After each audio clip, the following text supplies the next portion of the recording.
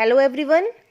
So today I am here with the fifth chapter of your science, which is diseases and prevention. So students, in this chapter we are going to study about non-communicable diseases, communicable diseases, and how these communicable diseases spread out and how these can be prevented. इनके बारे में हम इस chapter में पढ़ने जा रहे हैं कि कम्युनिकेबल डिसीज़ क्या होती हैं, नॉन कम्युनिकेबल डिसीज़ क्या होती हैं, किस तरीके से कम्युनिकेबल डिसीज़ फैलती हैं, स्प्रेड होती हैं और किस तरीके से इन्हें हम प्रिवेंट कर सकते हैं. तो बच्चों, हेल्दी और स्ट्रॉन्ग रहने के लिए आप क्या करते हैं? ऑब्वियसली आप न्यूट्रिशियस फूड खाते हैं जिससे कि आपकी बॉडी हेल्दी रहे और स्ट्रॉन्ग रहे. So to remain healthy and strong one must eat healthy and nutritious food. अब जो फूड हम खाते हैं उनमें कुछ स्पेशल सब्सटेंसेस होते हैं. वो स्पेशल सब्सटेंसेस क्या होते हैं? न्यूट्रिएंट्स, जैसे कि carbohydrates, proteins, fats, vitamins and minerals. ये क्या है? न्यूट्रिएंट्स जो कि फूड में प्रेजेंट होते हैं. Different foods have a variety of nutrients. अलग अलग फूड्स में अलग अलग तरह के न्यूट्रिएंट्स प्रेजेंट होते हैं. Therefore, we should eat various food items so that our body gets all types of nutrients. इसीलिए हमें different kinds of food item को कंज्यूम करना चाहिए जिससे कि हमारी बॉडी में डिफरेंट टाइप्स ऑफ न्यूट्रिएंट्स की सप्लाई होती रहे, ऑल टाइप्स ऑफ न्यूट्रिएंट की सप्लाई होती रहे. अगर किसी भी एक न्यूट्रिएंट की डेफिशिएंसी हो जाएगी बॉडी में तो वो न्यूट्रिशनल डेफिशिएंसी हमारे बॉडी में आगे चल के डिसीज को कॉज करेगी, मतलब कोई ना कोई बीमारी को जन्म देगी. और अगर हम बीमार हुए तो वो हमारे लिए हार्मफुल है ना. अगर बीमार होती है बॉडी तो बॉडी अनहेल्दी हो जाती है और उसके बॉडी के जो ऑर्गन्स होते हैं उनमें कहीं ना कहीं इफेक्ट आता है और बॉडी फिर डैमेज होना स्टार्ट होती है. कोई भी डिसीज़ हमारी बॉडी में या तो टेम्परेरी या तो परमानेंट डैमेज करती है. मतलब हमारी बॉडी में अगर कोई भी डिसीज़ हो जाएगी तो उससे क्या होगा? हमारी हेल्थ कहीं ना कहीं डैमेज होगी, या तो परमानेंटली या तो टेम्परेरी. अब डिसीज़ क्या है? Now the next question arises. अभी हमने पढ़ा न्यूट्रिएंट्स, तो न्यूट्रिएंट्स सभी जानते हैं कि न्यूट्रिएंट्स कौन कौन से कंपोनेंट्स को ऐड करें हम कि न्यूट्रिएंट्स कहलाएं. वो all the components which are present in the food such as carbohydrate, protein, fat, vitamin, minerals, ये सब क्या है? These are the nutrients. Then deficiency होगी न्यूट्रिएंट्स की तो हमने पढ़ा कि डिसीज़ होती हैं, बीमारियाँ होती हैं. तो इस चैप्टर में हम ये भी पढ़ेंगे कौन सी न्यूट्रिशनल डेफिशिएंसी से कौन सी डिसीज़ होती है. अब आती है डिसीज़. डिसीज़ मीन्स क्या होता है? Disease is an abnormal condition of one or more body parts that does not allow the body to function properly. Disease एक एबनॉर्मल कंडीशन होती है जब बॉडी पार्ट्स प्रॉपरली फंक्शन करना स्टॉप कर देते हैं, हमारी बॉडी इल सिचुएशन पे होती है. तो उस एबनॉर्मल कंडीशन को जब हमारे बॉडी पार्ट्स प्रॉपरली फंक्शन नहीं करते या तो हमारी बॉडी प्रॉपरली फंक्शन नहीं कर पाती, उस कंडीशन को हम डिसीज़ कहते हैं. डिसीज़ की वजह से बॉडी का कोई भी ऐसा पार्ट जो अफेक्टेड हो चुका है तो वो बॉडी को प्रॉपरली फंक्शन परफॉर्म करने नहीं देता और हमारी बॉडी में फंक्शंस इंटरप्ट होना स्टार्ट हो जाते हैं. हमारी बॉडी कहीं ना कहीं प्रॉपरली फंक्शन नहीं कर पाती है. सो हमें डिसीज़ को प्रिवेंट करना है. How? By taking nutritious food. Okay. Diseases can occur due to many reasons. बीमारियां किसी भी कारण से हो सकती हैं, बहुत सारे कारण हो सकते हैं बीमार होने के, है ना. Some diseases may occur due to microbes while some may caused due to unhealthy lifestyle, deficiency of nutrients, etc. तो कुछ बीमारियां तो माइक्रोब्स की वजह से होती हैं जबकि कुछ बीमारियां अनहेल्दी लाइफस्टाइल की वजह से होती हैं या तो डेफिशिएंसी ऑफ न्यूट्रिएंट्स की वजह से हो जाती हैं. बीमारियां दो तरह की होती हैं. Diseases are of two types. First one is non-communicable disease and second one communicable diseases. अब हम आगे पढ़ेंगे कि non-communicable diseases किसे कहते हैं हम और communicable diseases कौन कौन सी होती हैं. तो ऐसी बीमारियां, ऐसे डिसीजेस जो कि एक पर्सन से दूसरे पर्सन पे ट्रांसफ़र नहीं होती, उन्हें हम non-communicable diseases बोलते हैं. Such diseases not transferred, not passed from one person to another. Some non-communicable diseases may be present since birth. कभी कभी कुछ बीमारियां बच्चों को जन्म से ही हो जाती हैं. However, most of the non-communicable diseases are due to our unhealthy lifestyle. और जबकि बहुत सारी नॉन कम्युनिकेबल डिसीजेज हमारी अनहेल्दी लाइफस्टाइल की वजह से भी हमें हो जाती हैं. For example, excess intake of fatty food and lack of exercise can cause obesity, which may lead to serious diseases like such as diabetes and heart diseases. अगर हम सपोज दैट कि अगर हम फैटी फूड बहुत खाएं, oily खाएं, हम रोज़ fried food खाएं और हम एक्सरसाइज ना करें, हम कसरत बिल्कुल ना करें, तो इससे हमारी बॉडी में क्या इफेक्ट आएगा? हमारी बॉडी धीमे धीमे करके फैटी होना स्टार्ट हो जाएगी और हमारी बॉडी में ओबेसिटी हो जाएगी. मतलब हम ओबेस हो जाएंगे, बहुत ज़्यादा ओवरवेटेड हो जाएंगे, हमारा वेट बहुत इंक्रीज़ हो जाएगा.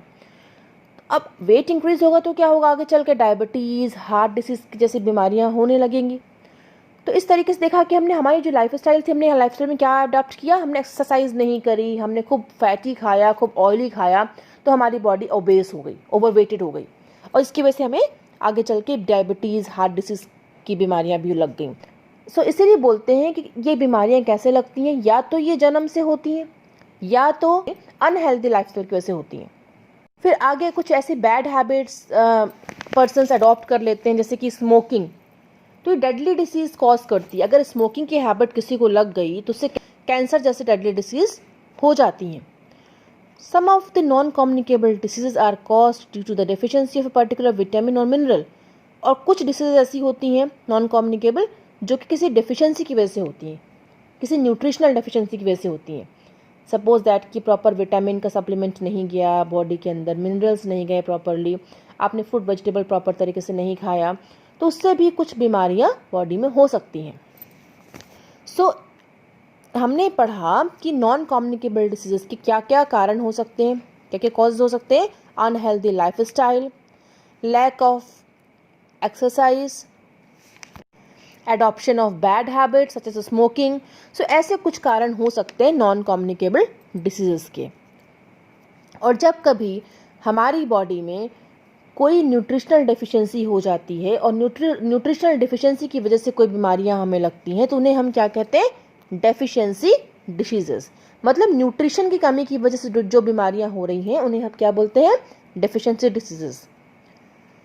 अब हम कुछ डेफिशिएंसी डिसीजेस के बारे में पढ़ेंगे. आगे है first one is night blindness. तो नाइट ब्लाइंडनेस किसकी वजह से होता है? It is caused by the deficiency of vitamin A. अगर बॉडी में विटामिन ए की डेफिशिएंसी हो जाएगी, विटामिन ए की कमी हो जाएगी. डेफिशिएंसी मतलब क्या होता है? कमी.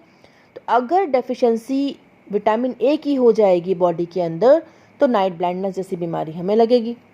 If a person suffers from night blindness, he is unable to see clearly in dim light.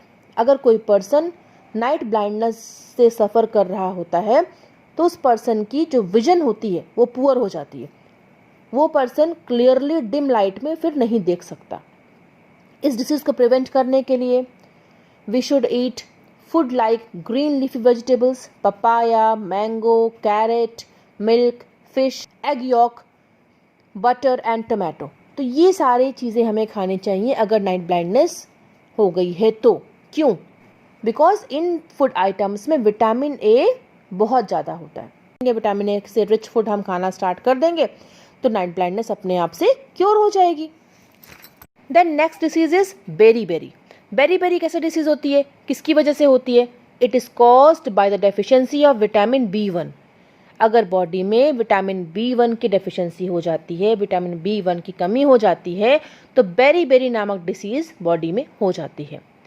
It affects the nervous system, causes heart diseases and loss of weight and apatite.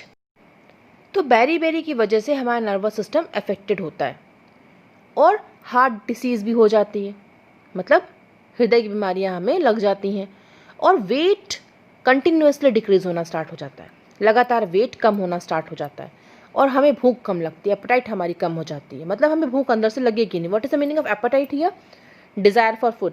मतलब खाना खाने की इच्छा खत्म हो जाएगी. तो ये सिम्टम्स थे किसके? बेरी के. To prevent this disease we should eat food such as unpolished rice, peas, meat, cereals, milk and green vegetables which are rich sources of vitamin B1. इस डिसीज़ को प्रिवेंट करने के लिए, सिक्योर करने के लिए, ये बेसिकली हमारे बॉडी में ना हो, इससे प्रिवेंशन मतलब क्या होता है, मतलब कि पहले ही स्टेप आप ले लें कि ऐसी बीमारियां हमें ना लगें। तो इसको प्रिवेंट करने के लिए हमें कैसा खाना खाना चाहिए? We should eat food like unpolished rice. Rice पता 2 तरह के होते हैं, एक पॉलिश्ड और एक अनपॉलिश्ड। तो अनपॉलिश्ड राइस में स्टार्च ज़्यादा होता है, तो अनपॉलिश्ड राइस खाना चाहिए। पीस मतलब मटर, मीट, सीरियल्स, मिल्क, हरी सब्जियां, ग्रीन वेजिटेबल्स, ये सब खाना चाहिए, जिससे कि विटामिन बी की कमी है, B1 की कमी हमारे बॉडी में ना हो, क्योंकि ये सारे फूड आइटम्स में बहुत सारा विटामिन B1 होता है। These food items are the rich sources of vitamin B1।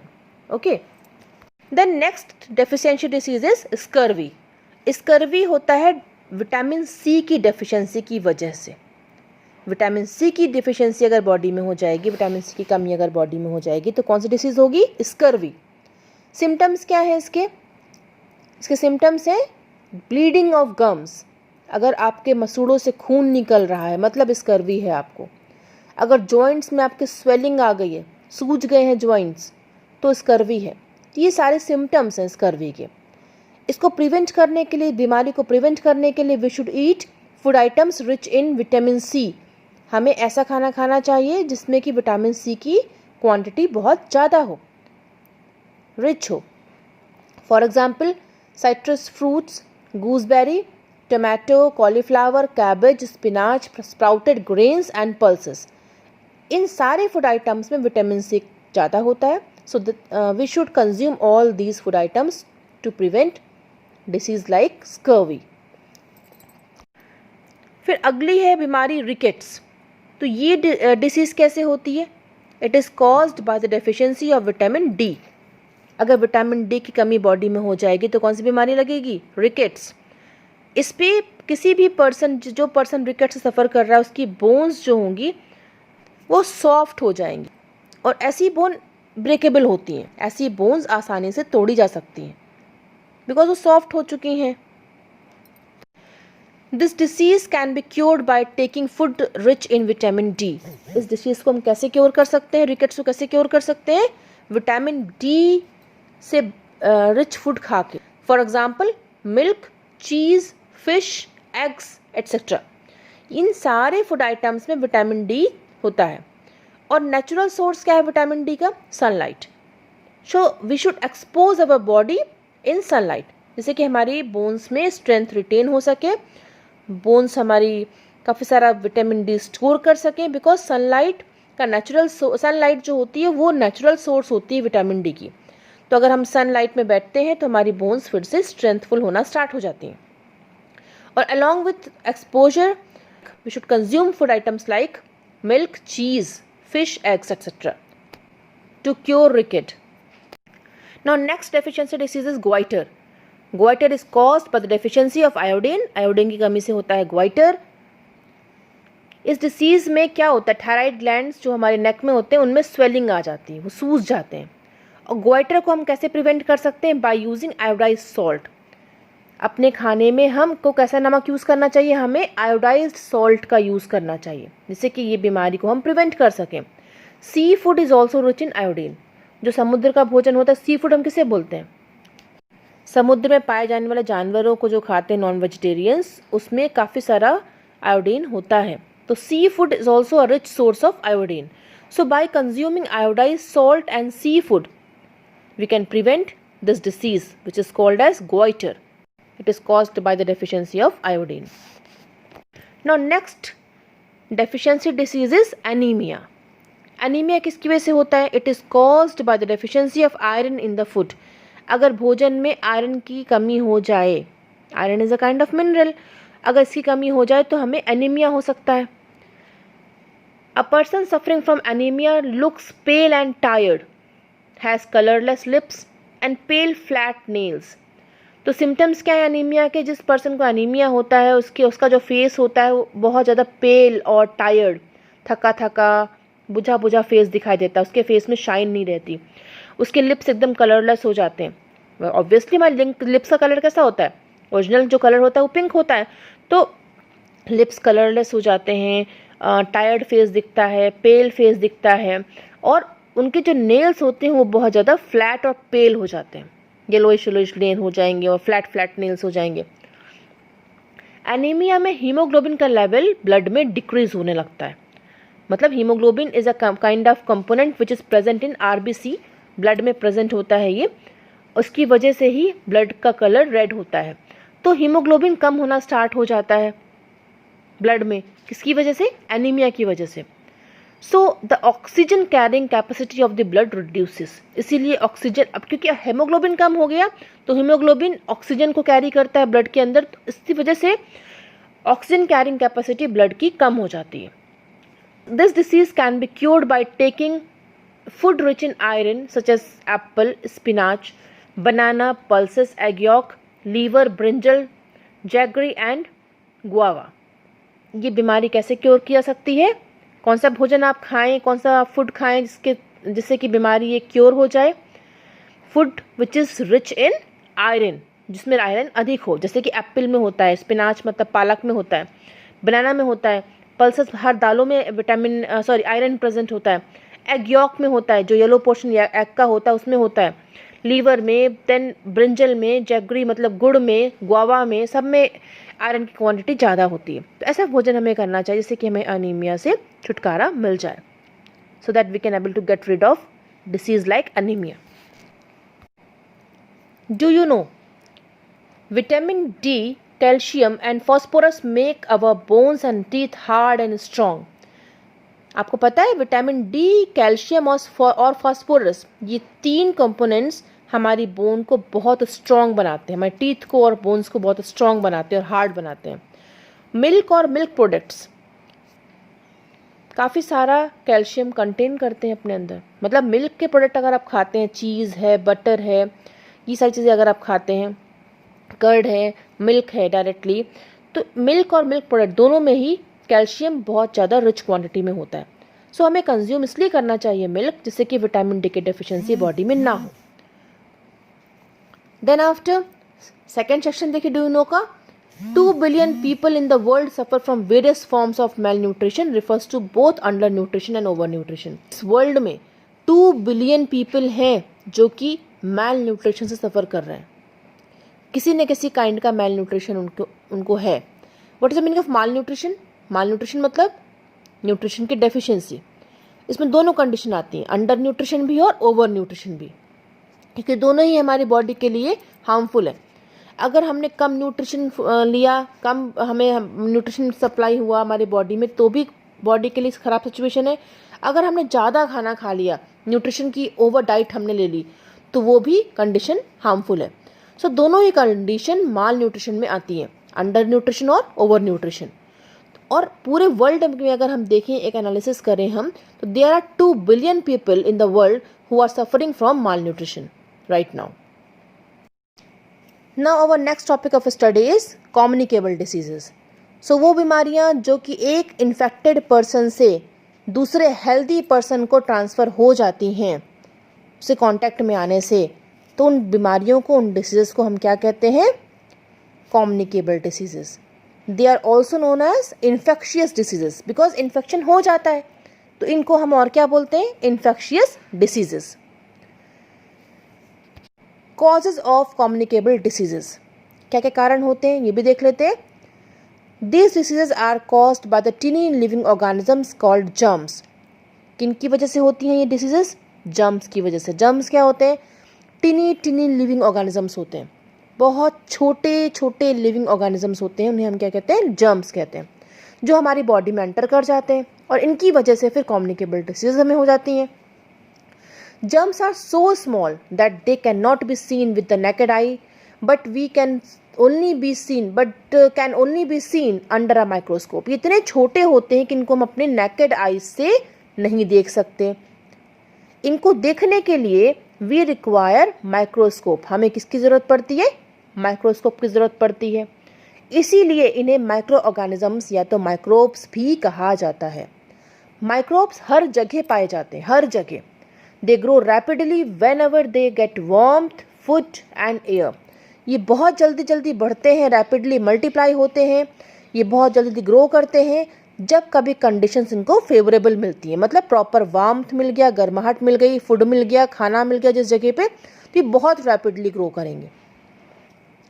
They can grow even inside the bodies of humans and animals. ये जर्म्स, ये माइक्रोब्स, ये माइक्रो ऑर्गेनिजम्स हमारी बॉडी के अंदर भी ग्रो कर सकते हैं। एनिमल्स की बॉडी के अंदर और ह्यूमन बींग्स की बॉडी के अंदर भी ग्रो कर सकते हैं। Germs are of following types. Germs कितने तरह के होते हैं अब ये देख लेते हैं अपन फटाफट। First one is bacteria. Bacteria can cause diseases like typhoid, plague, tuberculosis, pneumonia and meningitis. ये बीमारियां बैक्टीरिया की वजह से होती हैं। कौन कौन सी? टाइफाइड, प्लेग, ट्यूबरक्लोसिस, निमोनिया और मेनिंजाइटिस। देन अगली कैटेगरी है माइक्रोब्स की, वायरसेस। वायरसेस क्या होते हैं? ये बहुत स्मॉल एजेंट्स होते हैं जो लिविंग ऑर्गेनिज्म के अंदर जाके ग्रो करना स्टार्ट कर देते हैं। अगर वो बाहर रहेंगे, लिविंग ऑर्गेनिज्म की बॉडी के बाहर रहेंगे, तो इनका कोई इफेक्ट नहीं होगा। लेकिन जैसे ही लिविंग बॉडी के अंदर ये वायरस की एंट्री होगी, ये मल्टीप्लाई होना स्टार्ट होंगे और बॉडी को इन्फेक्ट करना स्टार्ट कर देंगे। जैसे कोरोना वायरस है, बाहर है तो हमारी बॉडी के लिए कोई प्रॉब्लम नहीं है, कोई डेंजर नहीं है, लेकिन जैसे ही हमारी बॉडी में जाएगा इट विल स्टार्ट मल्टीप्लाइंग। इसीलिए बोलते हैं ना, मास्क लगाइए, सैनिटाइजर यूज़ करिए थ्रू अवर हैंड्स। हमारे हैंड्स अगर है तो बिना ग्लव्स के आप कुछ भी टच मत करिए ऑब्जेक्ट्स को, क्योंकि अल्टीमेटली कहीं ना कहीं हमारे नोज़ में या तो माउथ में अगर वो हैंड जाएगा और वो क्लीन हैंड नहीं है, वॉश हैंड नहीं है, या फिर कहीं ना कहीं उसमें जर्म्स एंड वायरस कंटेंट है, तो अल्टीमेटली हमारी बॉडी के अंदर जाएगा और बॉडी के अंदर जाने के बाद फिर प्रॉब्लम स्टार्ट होती है। दे cause diseases like common cold, measles, chicken pox, polio, influenza. ये वायरसेस जो होते हैं ये कैसी बीमारियां कॉज करते हैं, किस तरह की बीमारियों को अंजाम देते हैं? कॉमन कोल्ड इनकी वजह से होता है, measles, chicken pox, polio, influenza, तो ये ऐसी बीमारियों को जन्म देते हैं। Protozoa, they cause diseases like malaria and amoebic dysentery. And fungi, they cause skin diseases like ringworm. Now second last topic of the chapter is spread of communicable diseases. अब हम पढ़ेंगे कि कम्युनिकेबल डिसीज कैसे फैलती हैं, कैसे spread होती हैं। पहला है through direct contact.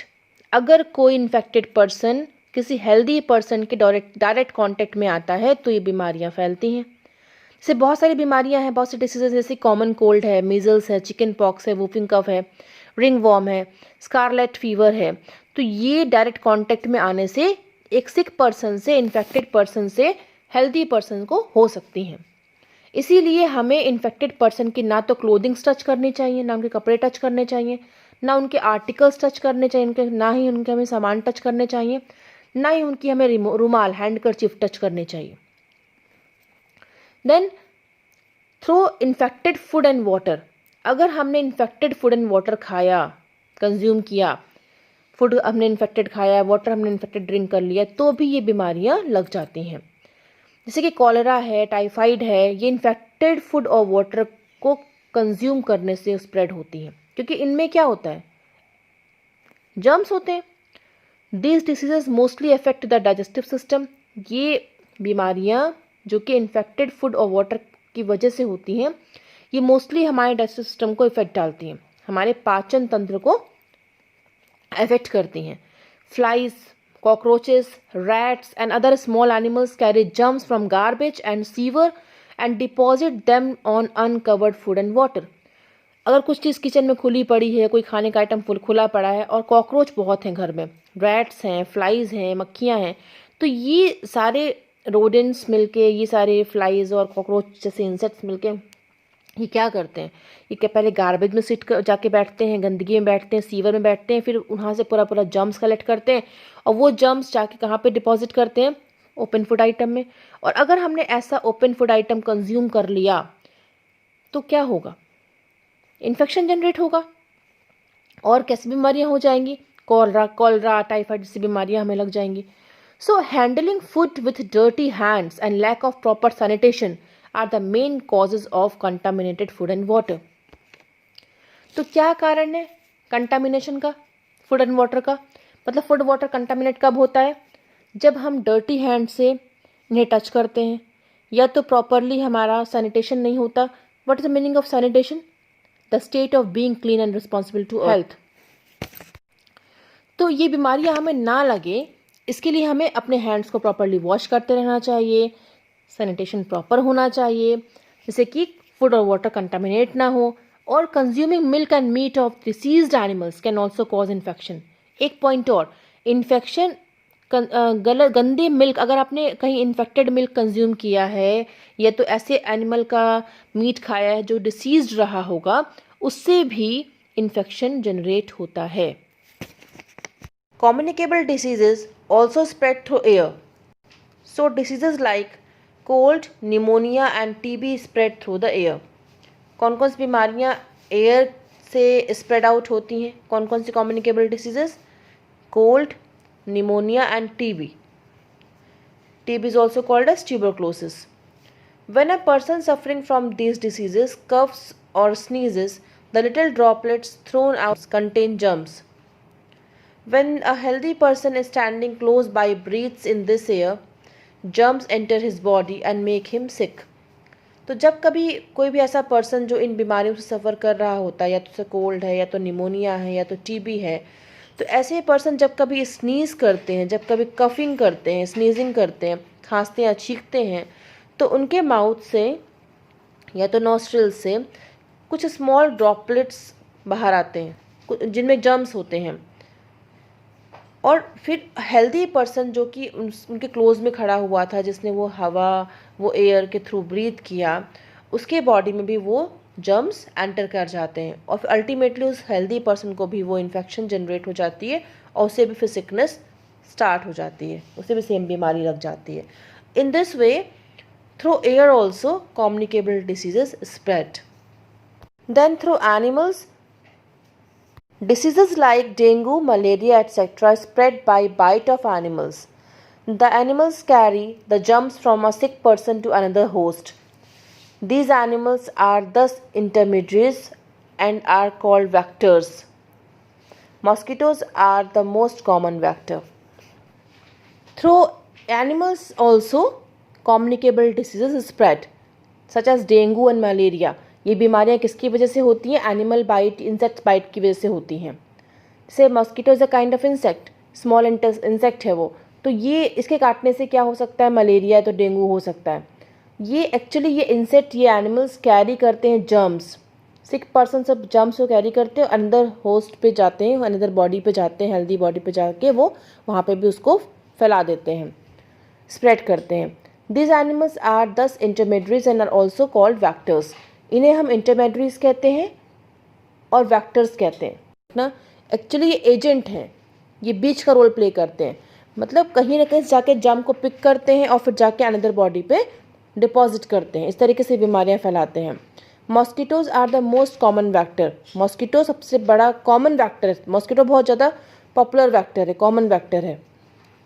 Look at the chart given, some common vectors are given here.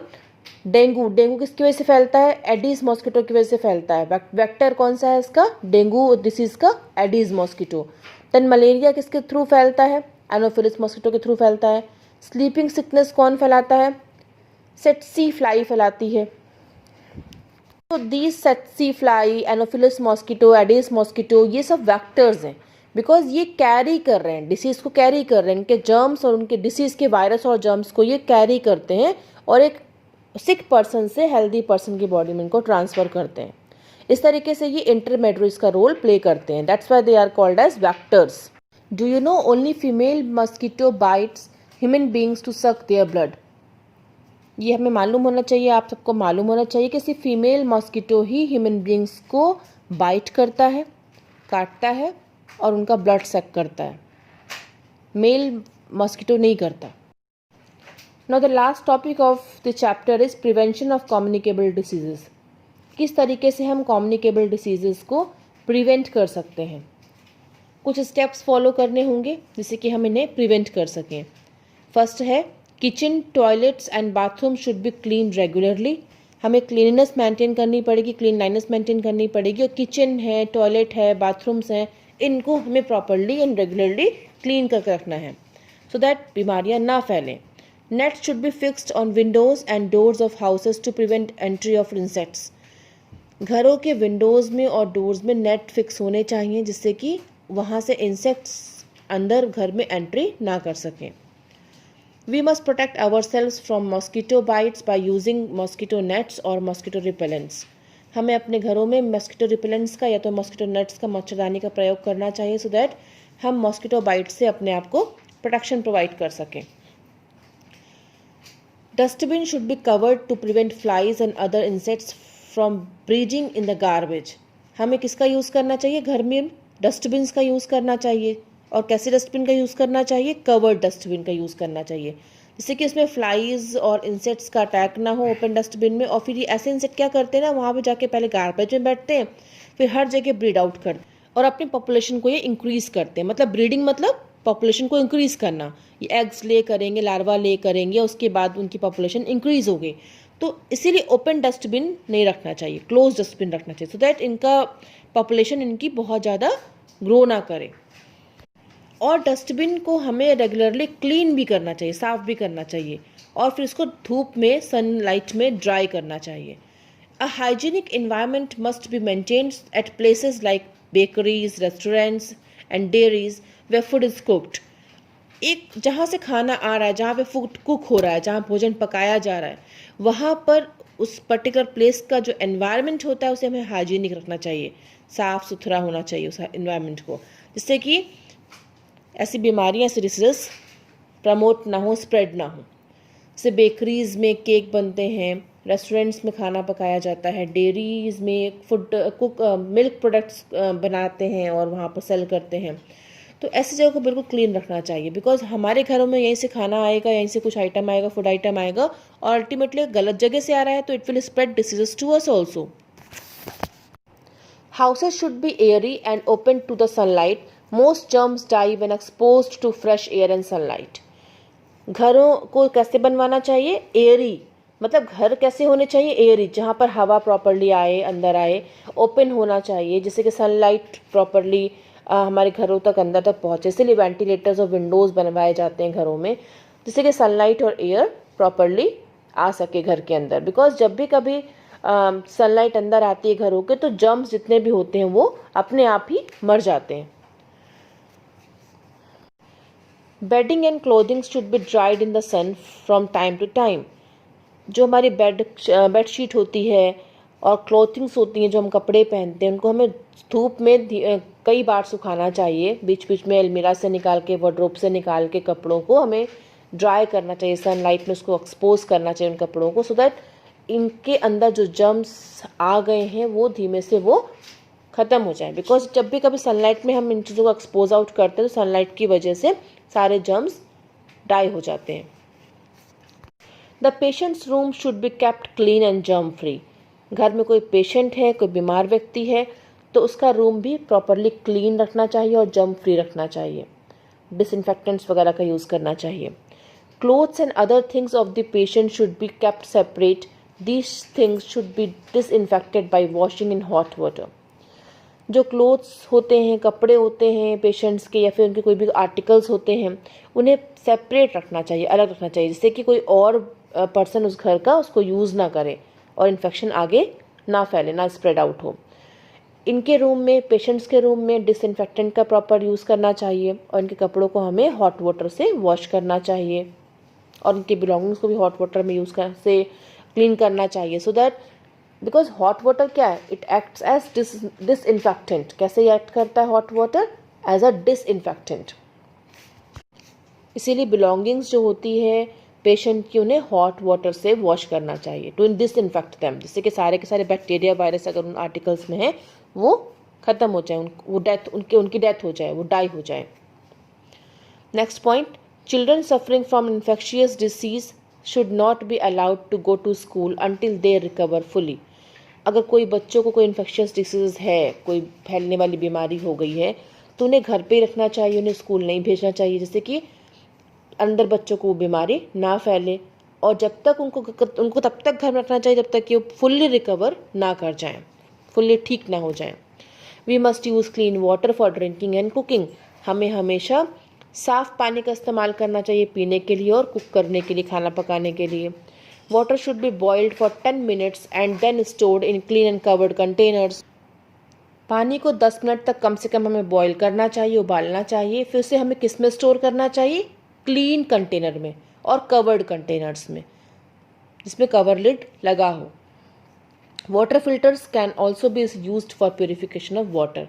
अगर वाटर को बॉईल नहीं करना है तो उसकी प्लेस में हम क्या कर सकते हैं? We can use water filters. हम वाटर फिल्टर्स का यूज़ कर सकते हैं प्यूरीफाई करने के लिए वाटर को। Then large quantity of water can be purified by chlorination. बहुत सारा पानी अगर प्योरीफाई करना है तब हम कौन सा मेथड यूज़ करते हैं? We can use the method of chlorination. उसमें हम क्लोरीन ऐड कर सकते हैं। क्लोरीनेशन, पानी को हम प्योरीफाई कर सकते हैं by adding chlorine to it. अगर पानी को मैक्सिमम लार्ज क्वांटिटी पे प्योरीफाई करना है तो हमें क्लोरीन का यूज़ करना चाहिए। इसको हम क्या कहते हैं? क्लोरीनेशन कहते हैं। Oil must be spread on the surface of water in tanks and ponds to destroy mosquito larvae. Oil का स्प्रे करना चाहिए, तेल का स्प्रे करना चाहिए ऐसी जगहों पर जहाँ पर सपोज दैट टैंक है या तो पॉन्ड है, जहाँ पे बहुत सारा लार्वा हो गया है, मॉस्किटो के लार्वाइज आ गए हैं, बहुत सारा पानी जहाँ पर रुका हुआ होता है, स्टैग्नेंट वाटर होता है जहाँ पर, ऐसी जगह पर अगर मॉस्किटो की ब्रीडिंग ज़्यादा हो गई है, बहुत सारे लार्वे हैं मॉस्किटो के, तो उनको डिस्ट्रॉय करने के लिए we should spread oil upon them. उनके ऊपर हमें ऑयल का स्प्रेडेशन करना चाहिए जिससे कि मॉस्किटो के लार्वे सारे मर जाएं और आगे फिर मॉस्किटो डेवलप ना हो। Vaccination is another way of protecting children against some common but deadly childhood diseases like diphtheria, tetanus, polio, cholera, hepatitis, typhoid and measles. So vaccination के थ्रू छोटे बच्चों को, चिल्ड्रन को हम कुछ कॉमन बीमारियों से बचा सकते हैं। कॉमन तो होती हैं बट ये बीमारियाँ बहुत डेडली होती हैं, मतलब कि they can cause death of a child. अगर हम इनका इंजेक्शन नहीं लगवाते, इनके वैक्सीन हम बच्चों को नहीं लगवाते तो बच्चों के अंदर इम्यूनिटी बूस्ट नहीं होती इन बीमारियों के अगेंस्ट और ये खतरनाक बीमारियां बच्चों को लग सकती हैं, डेंजरस डिसीज बच्चों को लग सकती हैं। तो कौन कौन से वैक्सीनेशंस दिलाए जाते हैं, किन किन बीमारियों के अगेंस्ट वैक्सीनेशन दिया जाता है? Diphtheria, tetanus, polio, cholera, hepatitis, typhoid and measles. जब आप छोटे थे तो till the age of 10 years तक एज में आपको काफ़ी सारे टीके लगवाए गए हैं, मम्मी पापा ने आपके लगवाए हैं। सो वो टीके क्या हैं? दोज टीकाज आर कॉल्ड वैक्सीन और इस फिनोमिना को हम वैक्सीनेशन कहते हैं। Vaccines are biological preparations containing weak or dead germs that help in acquiring immunity against certain diseases. तो वैक्सीन है क्या? वाटर वैक्सीन्स क्या होते हैं? बायोलॉजिकल प्रिपरेशंस होते हैं, बायोलॉजिकल लैब में इन्हें प्रिपेयर किया जाता है, जिनके अंदर कुछ वीक और डेड जर्म्स होते हैं जिसकी वजह से हमारी बॉडी में इम्यूनिटी बिल्डअप की जाती है। इनको इंसर्ट किया जाता है बॉडी के अंदर, इनको डाला जाता है with the help of injections और तब हमारी बॉडी में इम्यूनिटी एक्वायर्ड होती है। इसीलिए हम कहते हैं with the help of vaccination कौन सी इम्यूनिटी हम बिल्ड करते हैं हमारी बॉडी में? Acquired immunity. और जो इम्यूनिटी हम बाय बर्थ लेके आते हैं, मम्मा के वॉर्म से लेके आते हैं, तो वो कौन सी इम्यूनिटी होती है? That is called as natural immunity. And the immunity which is acquired with the help of vaccination or through vaccines is called as acquired immunity. तो इम्यूनिटी को स्ट्रॉन्ग करने के लिए certain vaccines have been developed और उनको vaccination के through बच्चों की बॉडी में डाला जाता है, उन इम्यूनिटी को बिल्डअप किया जाता है और इस प्रोसेस को हम क्या कहते हैं? The process of giving immunity by vaccine is called immunisation. इसे हम इम्यूनाइजेशन कहते हैं।